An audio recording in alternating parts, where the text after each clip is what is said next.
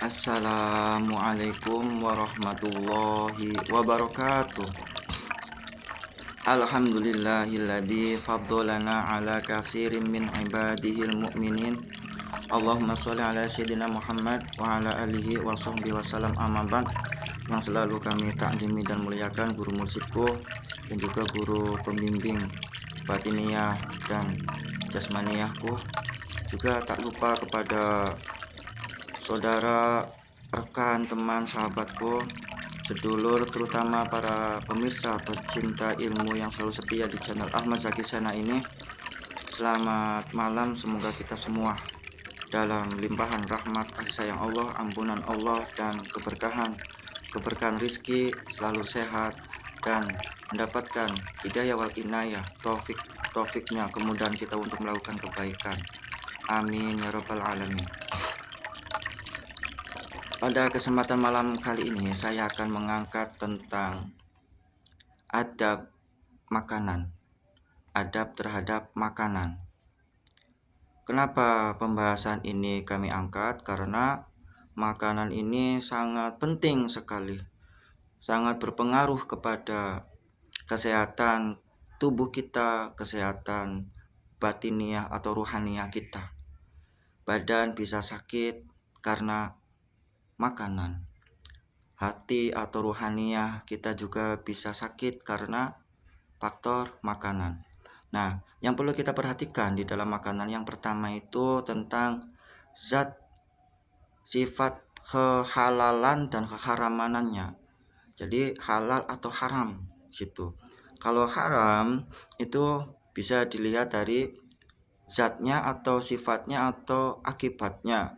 Jadi haram itu ada yang haram secara zatnya, ada yang secara sifatnya, ada yang secara akibatnya. Bagaimana ya di dalam Al-Qur'an pun dijelaskan kalau makanan yang haram itu sudah ditentukan oleh Allah melalui Al-Qur'an. Bismillahirrahmanirrahim. Khurimat 'alaikumul maitatu waddamu wa lahmul khinzir wa ma uhilla li ghairillah. Telah diharamkan kepada kalian yaitu di antaranya maitata, yaitu bangkai, waddam dan waddamul lahma dan daging babi. Waddam darah ya. Waddam darah dan walahmul khinzir dan juga daging babi. Wa ma uhilla li ghairillah. Dan apa? Suatu binatang yang disembelih tanpa menyebut nama Allah itu secara zatnya. Kalau secara sifatnya itu bisa disebabkan karena proses mendapatkannya. Proses mendapatkannya itu dengan cara halal apa haram gitu. Apakah dengan mencuri, apakah dengan menipu, apakah dengan korupsi, apakah dengan merugikan orang, atau dengan cara meriba. Itu juga yang perlu diperhatikan tentang kehalalannya ya, atau keharamannya. Kalau haram ya jangan. Pun pula bisa disebabkan karena akibatnya. Akibat itu dampaknya.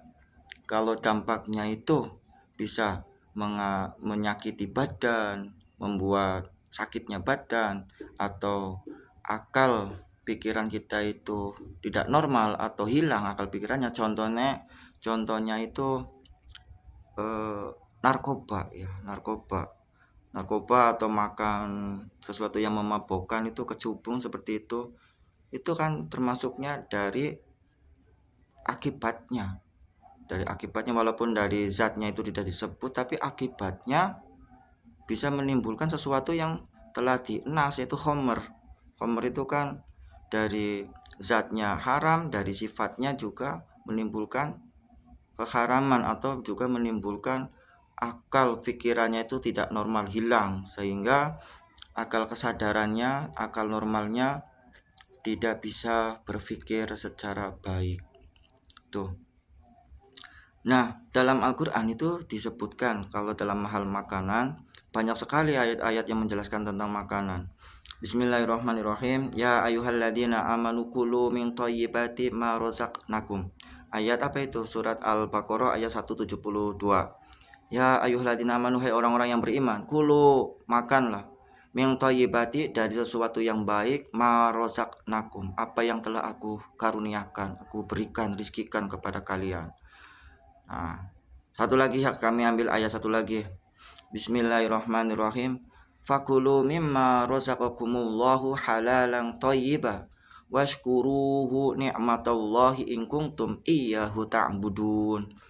Fakulu, maka makanlah mimma razaqakumullah, dari sesuatu yang telah Allah rizkikan kepada kalian, ya, Allah rizkikan kepada kalian halalan, dengan yang halal, thayyibah, dengan yang baik. Washkuru, maka bersyukurlah kalian nikmatallah, apa yang telah dikaruniakan, dinikmati oleh Allah, diberi nikmat oleh Allah. In kuntum iyyahu ta'budun, untuk kalian, in kuntum, agar kalian itu iyyahu ta'budun, agar menyembah kepada Allah, agar kalian itu menyembah kepada Allah. Nah, daripada ayat yang telah diuraikan pada ini, jadi dalam hal yang perlu diperhatikan, yang pertama itu tentang halalnya. Halal itu apa? Sesuatu yang dilarang oleh Allah jangan sampai kita makan. Itu namanya haram. Kalau halal, ya, haram itu adalah sesuatu yang dilarang oleh Allah jangan sampai kita dimakannya. Kalau halal adalah sesuatu yang diperbolehkan oleh Allah, ya, sesuatu yang dibolehkan oleh Allah selagi tidak ada larangannya. Terus thayyibah, ya kan di sini kulu min thayyibat, makanlah dari sesuatu yang baik. Yang baik itu apa? Baik untuk badan kita, baik untuk tubuh kita, baik pula untuk batiniah kita nantinya, karena makan itu berpengaruh kepada jasmaniah dan rohaniah, ya, unsur-unsurnya itu memiliki kandungan-kandungan yang baik. Tapi thayyibah di sini belum tentu yang mahal, belum tentu yang harus mewah, belum tentu yang harus serba bergizi. Yang penting baik untuk tubuh kita, tidak menimbulkan suatu penyakit, ya. Contoh makanan baik itu kalau misalkan tidak ada zat kandungan kimianya, itu berarti baik. Kalau misalkan tidak mengandung penyakit, bakteri, kuman, ya, steril, sehat, itu juga termasuknya baik, itu boleh, itu yang dimakan. Tuh. Terus yang kedua itu adab, ya. Jadi sebelum saya membahas tentang adab makan, itu yang pertama itu perlu diperhatikan tuh makanan itu sendirinya. Makan itu sendirinya karena sangat berpengaruh sekali buat kesehatan jasmani dan rohani. Yang kedua adabnya, ya. Jangan berdiri kalau makan, harus duduk. Terus juga pakainya tangan kanan, jangan tangan kiri. Dalam hadis dijelaskan la yashrobanna ahadukum qaiman, janganlah kamu itu makan dalam keadaan berdiri. Terus jangan pula kamu makan dengan tangan kiri, karena setan itu makan menggunakan tangan kiri. Seperti itu. Jadi yang perlu kita perhatikan itu adalah adabnya, ya. Selanjutnya, sebelum kita berdoa pada suatu makanan, sebelum kita berdoa, ya, kita harus bersolawat dulu kepada Kangjeng Nabi Muhammad SAW. Bersolawat kenapa? Karena dengan rahmat dari Kangjeng Nabi Muhammad dan nur Muhammadnya segala alam semesta itu menjadi ada. Segala sesuatu, makanan, tumbuhan, air, semuanya yang dibutuhkan oleh manusia, dan bahkan manusia itu sendiri keberadaannya itu atas nur Muhammad. Jadinya kita harus bersolawat kepada Kangjeng Nabi Muhammad SAW. 3 kali solawat kepada Kangjeng Nabi Muhammad SAW. Selanjutnya juga kita harus berdoa. Berdoa apa?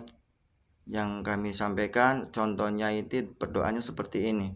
Allahumma gfir, Allahumma arham, Allahumma slim, Allahumma rzuq, Allahumma jibur. Ya. Allahumma gfir, ya Allah ampunilah. Allahumma arham, ya Allah sayangilah.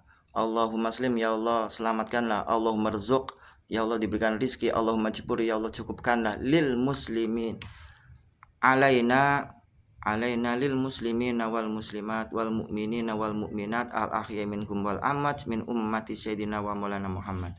Jadi kita mendoakan untuk diri kita sendiri, Allahumma gfir, Allahumma arham, Allahumma slim, Allahumma rizuk, Allahumma jibur alaina wa jami'i minal muslimin wal muslimat wal mu'minin wal mu'minat al ahya minhum wal amwat min ummati sayyidina wa maulana Muhammad. Kenapa sih harus doa seperti itu? Karena apa? Karena di dalam proses makan itu melibatkan orang banyak.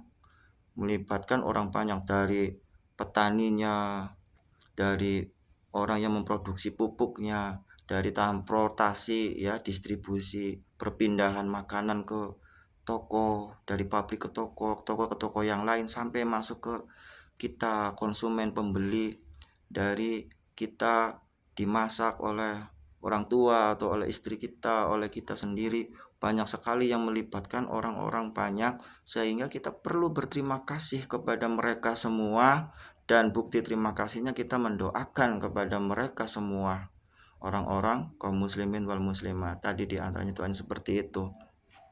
Terus juga doa makanan, kenapa harus doa di atas itu? Ada kalimat, ada benar, Allahumma barik lana fima razaqtana wa qina adzabannar, ada wa qina adzabannar.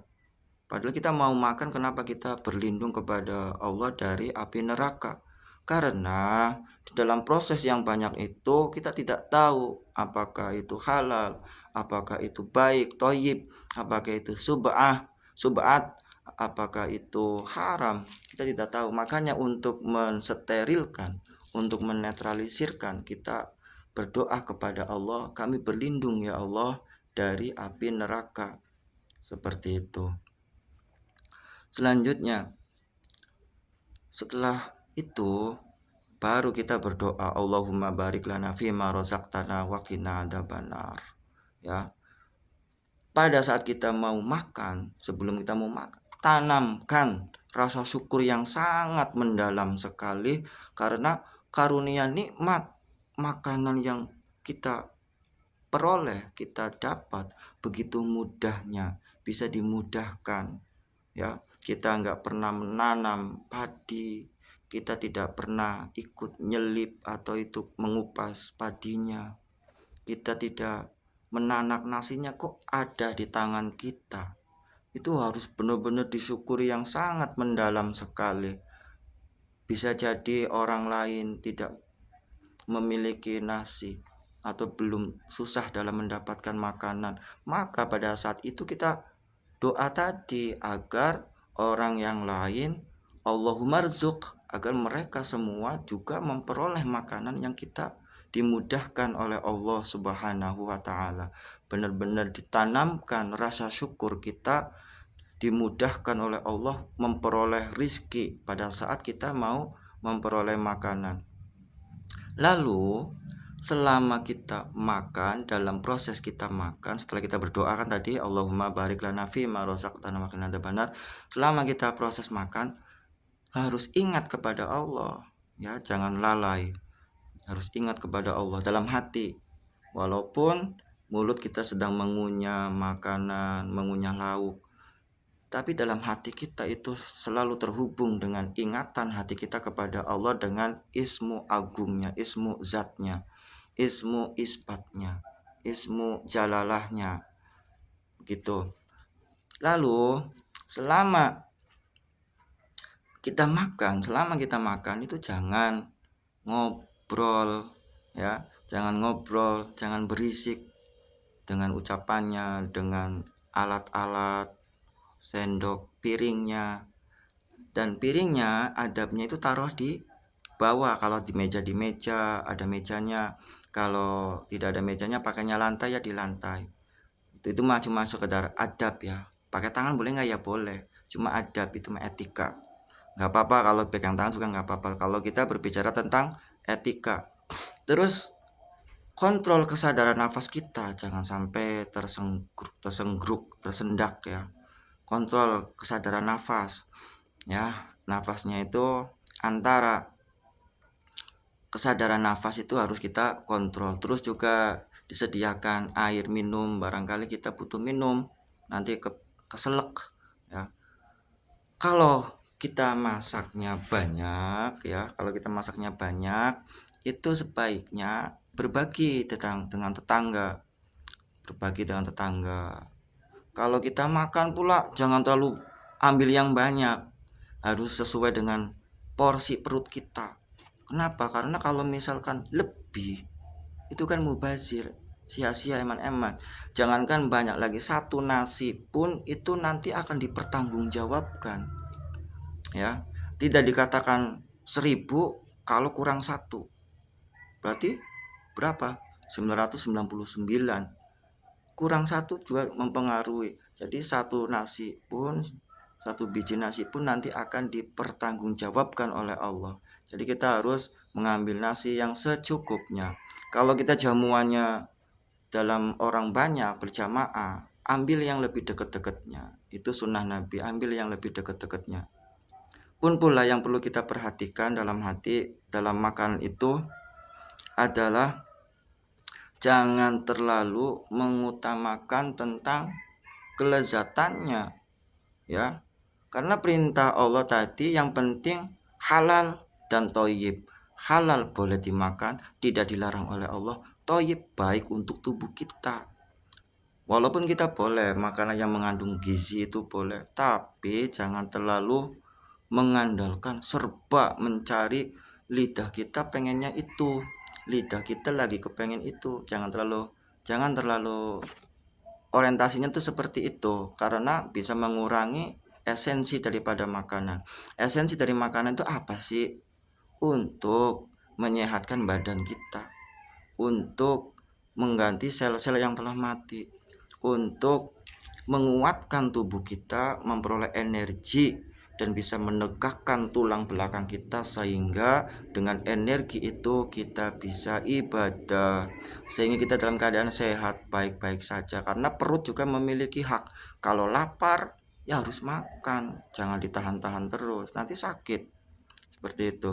Jadi kita makan kalau sedang lapar, kita berhenti sebelum kenyang, jangan nunggu kenyang sampai kenyang. Jadi harus sesuai dengan kebutuhan perut, karena takaran perut itu adalah 1/3 untuk makanan, 1/3 untuk air, 1/3-nya untuk udara, biar seimbang gitu. Itu menurut sunnah Nabi, ataupun menurut kesehatan juga baik itu.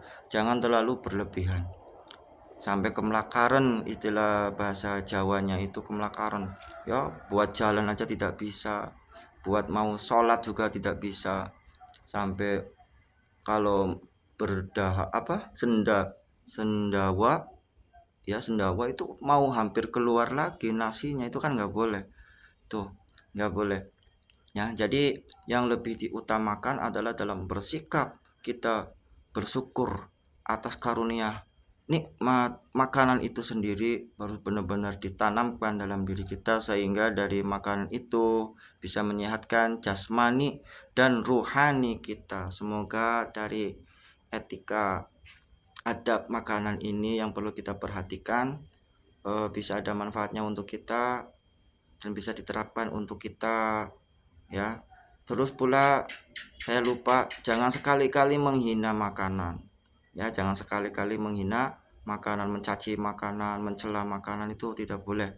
Karena apa? Makanan itu adalah Allah yang menciptakan. Kalau menghina makanan berarti sama, jangan menghina Allah. Terus unsur daripada makanannya itu sebenarnya mereka semua sedang berzikir kepada Allah. Kalau dihina, mereka nggak terima. Saya itu hamba yang taat, kenapa saya dihina? Mereka mengadu kepada Allah, maka aduannya itu keburukannya akan menimpa kepada kita. Jadi jangan sekali-kali kita menghina, mencaci, mencela makanan. Kalau kita nggak suka ya ambil aja yang suka, diem saja. Kalau tidak enak, diem saja, jangan sampai ngomong sehingga ada yang tersinggung, baik orangnya yang membuat ataupun makanan itu pun sebenarnya mengerti bahasa kita. Kalau kita memujinya, makanan itu akan berterima kasih kepada kita, ya. Karena makanan itu diciptakan, dipenuhi kebutuhannya untuk kita manusia, kita harus bersyukur. Semoga ada manfaatnya dari paparan pengkajian dalam channel Ahmad Zaki Sena ini dalam isi kandungannya ilmu tasawuf, jati diri, dan spiritual. Semoga ada manfaatnya, kurang lebihnya mohon maaf. Wassalamualaikum warahmatullahi taala wabarakatuh.